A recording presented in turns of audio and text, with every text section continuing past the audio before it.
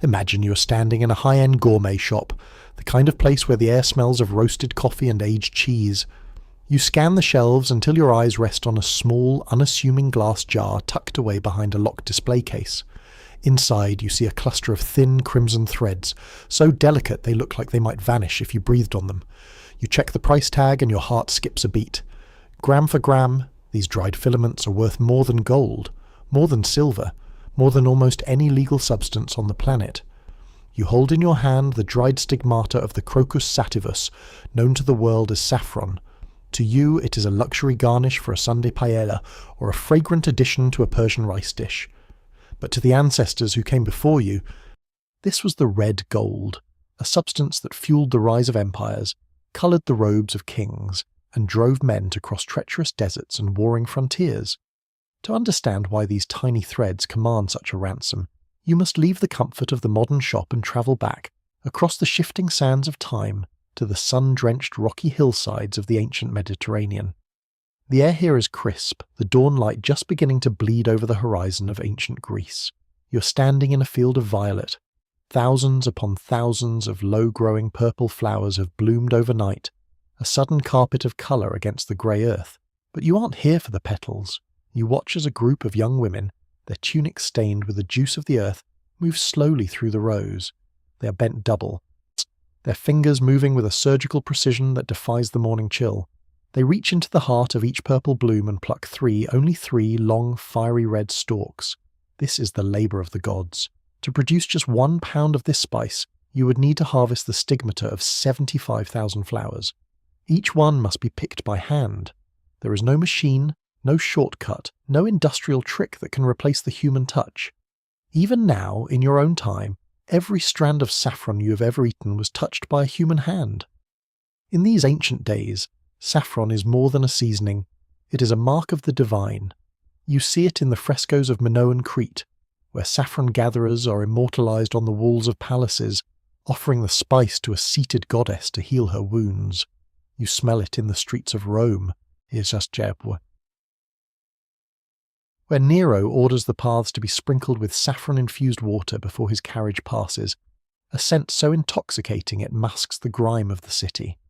You see it in the golden yellow robes of Buddhist monks in India, dyed with the essence of the flower to signify purity and the renunciation of worldly greed, an irony considering the greed it would soon inspire.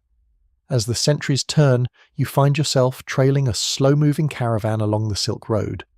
The heat of the Persian plateau is stifling, but the merchants push on, their camels laden with heavy chests. Inside these chests, protected from moisture and light, lies the wealth of the East. Saffron has become the currency of the elite. In the courts of the Persian Empire, the great kings won't sit at a table that isn't heavy with the scent of saffron-laced bread and wine.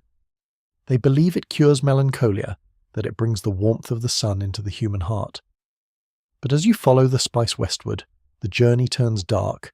Trade is a dangerous game. To carry saffron is to carry a target on your back.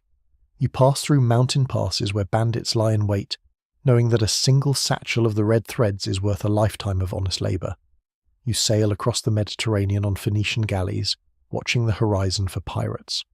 The spice is so valuable that it becomes a catalyst for the first recorded instances of food fraud in history. Imagine the tension in a medieval marketplace in Nuremberg.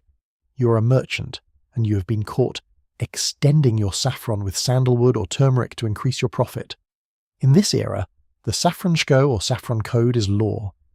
The penalty for tainting the red gold is not a fine, it is death.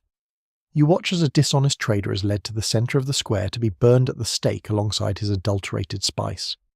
The authorities know that if the purity of the saffron is lost, the fragile economy of the city collapses with it. By the time the Black Death sweeps across Europe in the 14th century, the demand for saffron reaches a fever pitch. You walk through the silent, terrified streets of London and Paris, where the wealthy desperately consume saffron-infused medicines, believing the spice's legendary healing powers can ward off the plague. It doesn't, of course, but the desperate search for a cure triggers a saffron war. You're now a soldier on the borders of Switzerland. A shipment of 800 pounds of saffron, destined for the city of Basel, has been hijacked by local nobles. This isn't a skirmish over land or religion. It is a 14-week conflict fought entirely over spice. When the siege is lifted and the saffron returned, the people of Basel realize they can no longer rely on the whims of foreign trade. They begin to grow their own. You watch as the crocus spreads its roots into the soil of Spain, Italy, and even the unlikely damp fields of England. A small town in Essex grows so much of the crop that it forever changes its name to Saffron Walden. The spice has reshaped the map of the world.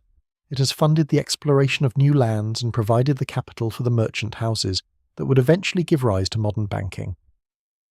But as the world opens up and ships begin to return from the Americas laden with chocolate, vanilla, and chili, the golden age of saffron begins to fade into a quiet, enduring luxury. It is no longer a medicine for the plague or a dye for every king, but it remains the undisputed monarch of the kitchen. Return now to that quiet gourmet shop. Look again at that small jar. The reason it is so expensive isn't just because of the 75,000 flowers. It is because when you taste it, you are tasting a direct link to the hands of those Minoan girls in the purple fields. You are tasting the ambition of Persian kings and the desperation of medieval apothecaries. You are tasting a crop that refused to be tamed by machines, a flower that demands your patience and your reverence. In a world of mass production and instant gratification, saffron remains a stubborn holdout. It is a reminder that the most precious things in life cannot be rushed. They must be plucked, one by one, in the cool air of the dawn before the sun rises high enough to wither the bloom. You pay the price, you take the jar home, and as you crumble those 3 tiny threads into a pot of simmering water, watching the liquid turn a brilliant, luminous gold, you realize you aren't just cooking. You're participating in a ritual that has remained unchanged for 3.5 millennia. You're holding the red gold, the spice that coloured the history of the world, and for a brief moment, you are part of that story too.